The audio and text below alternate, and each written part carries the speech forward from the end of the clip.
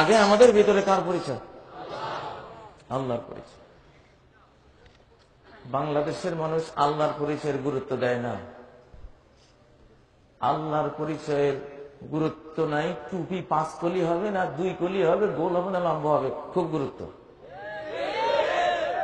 খুব গুরুত্ব, ঠিক না?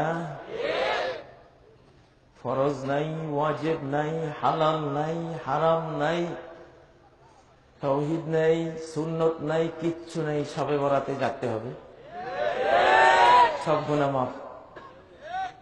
দেশটাই নফলের দেশ, দেশটাই নফলের দেশ। ফরজের কোনো ভ্যালু নাই,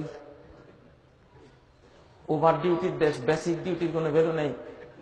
কোন সরকার, কোন কোম্পানি, কোন গার্মেন্ট শিল্পপতি তার কোন কর্মচারীকে ওভার ডিউটি করতে দিবে যদি বেসিক ডিউটি সে না আসে? দেবে? দেবে? দেবে না। কিন্তু বাংলাদেশে মানুষ ফরজের চেয়ে নফলকে বেশি গুরুত্ব দেয়। এটা শুধু কাজী ইব্রাহিমের বক্তব্য নয়, যিনি মরে গেছেন হাজী শরীয়তুল্লাহ রাহিমাহুল্লাহ, উনি একটা আন্দোলন করিয়েছিলেন, নফল আন্দোলন নয়, ফরাইজি আন্দোলন। কি আন্দোলন? উনি এসে দেখলেন সবাই নফল নিয়ে ব্যস্ত। আরে বাবা, তোমার নফলের তো কোনো ভ্যালুই নেই যদি ফরজ আদায় না করো। ইন্নাল্লাহা লা ইয়াকবালুন নাফিলা হাত্তা তুআদ্দাল ফরিদা। আল্লাহ কোন নফল কবুলই করবেন না যতক্ষণ না ফরজ আদায় করা হয়। এই জন্য হাজী শরীয়তুল্লাহ রাহিমাহুল্লাহ কি আন্দোলন করেছিলেন?